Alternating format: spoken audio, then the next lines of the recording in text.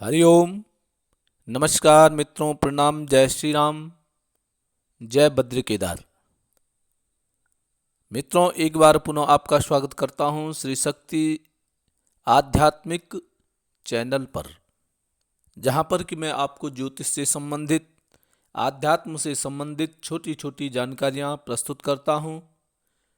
उन कोई समस्या, उनका समाधान, उपाय के बारे में आपको जानकारियां देता हूं।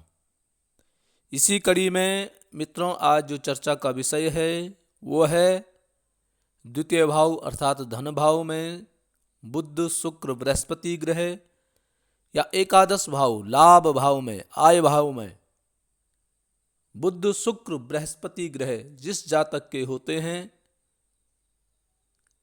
उसके जीवन में इन ग्रहों का क्या प्रभाव पड़ता है, उसके बारे में आज चर्चा करूंगा।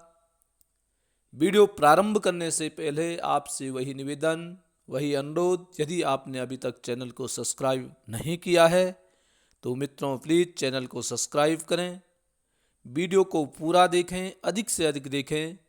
यदि आपको ठीक लगती है शेयर भी अवश्य करें, शेयर करना बिल्कुल न भूलें। साथ साथ में लाइक भी करें और कमेंट भी अवश्य करें। तो मित्रों, आओ चर्चा करते हैं धन और आय भाव के बारे में। धन भाव और आय भाव, ये दोनों भाव बड़े महत्वपूर्ण भाव होते हैं। आय आपकी क्या हो रही है, आय जो आ रहा है वो धन संचय हो रहा है कि नहीं हो रहा है, किस प्रकार से हो रहा है, उसके बारे में आज चर्चा करते हैं। और यदि इन दोनों भाव में बुध ग्रह, बृहस्पति ग्रह, शुक्र ग्रह विराजमान हो तो मनुष्य का धन, मनुष्य का वैभव किस प्रकार से उसके जीवन में काम आता है, उसके बारे में आज मैं बता रहा हूं। तो मित्रों, सबसे पहले एकादश भाव, 11वें भाव या फिर धन भाव में यदि बुध अकेला ग्रह है और बलवान स्थिति में है, मजबूत स्थिति में बैठा हुआ है, तो बुध ग्रह ऐसे जातक या जातिका के जीवन में कभी भी धन की कमी नहीं होने देता है। अर्थात बुध ग्रह यहां अच्छा होता है। यदि ऐसे ही इस एकादश भाव या धन भाव में बृहस्पति ग्रह बैठा हुआ है, बलवान होकर के, अच्छी स्थिति में बलवान होकर के बैठ रखा है, तो ऐसे व्यक्ति को जब जरूरत होती है, जब आवश्यकता, धन की आवश्यकता होती है, तो बृहस्पति ग्रह इनको पर्याप्त मात्रा में धन की प्राप्ति करा देता है।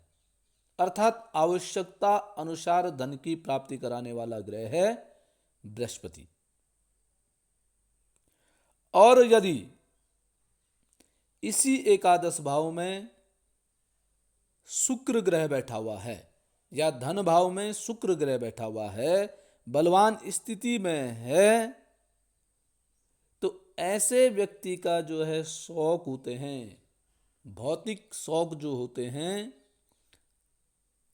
वो शौक सुंदर कपड़े, श्रृंगार इत्यादि शुक्र ग्रह परिपूर्ण करा देता है। इसकी सारी इच्छाएं, घूमना फिरना, नाचना गाना इत्यादि, जहां भी इसको धन की आवश्यकता होती है तो शुक्र ग्रह इसकी इच्छाओं की पूर्ति करा देता है। परंतु यदि 11 भाव में और द्वितीय भाव में बुध ग्रह है, बलवान स्थिति में है, धन की कमी नहीं होती है, परंतु ऐसा व्यक्ति कंजूस होता है। वह धन खर्च नहीं करता है, संभाल के रखता है, यहां तक कि अपने लिए भी उस धन का उपयोग नहीं कर पाता है, नहीं करता है। ये बुध एकादश और द्वितीय भाव में काम करा देता है। ठीक यदि ऐसी ही स्थिति एकादश भाव द्वितीय भाव में बृहस्पति उच्च का बृहस्पति है, आवश्यकता अनुसार धन की पूर्ति हो जाती है, परंतु इस व्यक्ति के पास धन जितना भी हो, अधिक हो या कम हो, परंतु वह उसकी मर्यादा कभी नहीं भूलता है। आप न ध्यान करना, यदि किसी व्यक्ति के 11वें भाव में या दूसरे भाव में बृहस्पति ग्रह विराजमान है, उसके पास धन भी है, धनिक वह व्यक्ति है, परंतु दिखावा कभी नहीं करेगा। समाज में अपने उच्च विचारों, अपना आचरण, कहीं भी उसके आचरण से धनिक होने का, सेठ होने का स्वाभिमान नहीं झलक पाएगा।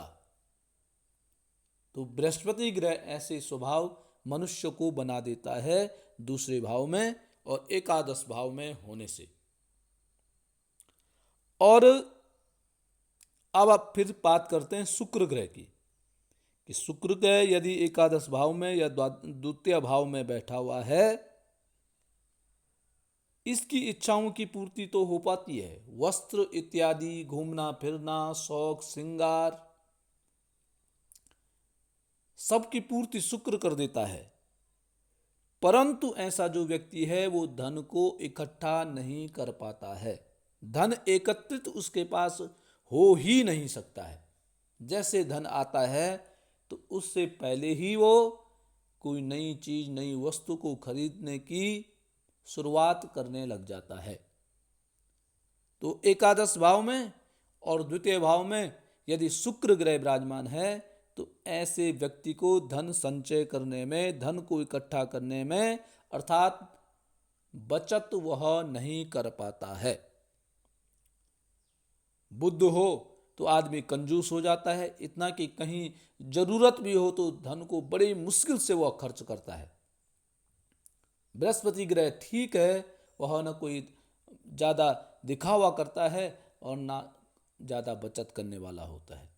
और शुक्र ग्रह विराजमान है तो शुक्र ग्रह में बचत नहीं होती है। उसके पास धन आया तो उसने तुरंत खर्च कर दिया। वो ये नहीं देखता है कि कल क्या होगा, आने वाले समय में क्या होगा। वो वर्तमान में जीता है। शुक्र वाला एकादश द्वितीय भाव में, शुक्र वाला वर्तमान में आनंदित होकर के जीवन व्यतीत करता है। तो मित्रों, ये 3 ग्रहों के 3 लक्षण मैंने बताए, धन भाव में और लाभ भाव में क्या क्या होते हैं। आज के लिए मित्रों बस इतना ही। कल पुनः किसी नए विषय के साथ पुनः आपके सामने प्रस्तुत होऊंगा। तब तक के लिए नमस्कार, प्रणाम, जय श्री राम, जय बद्री केदार।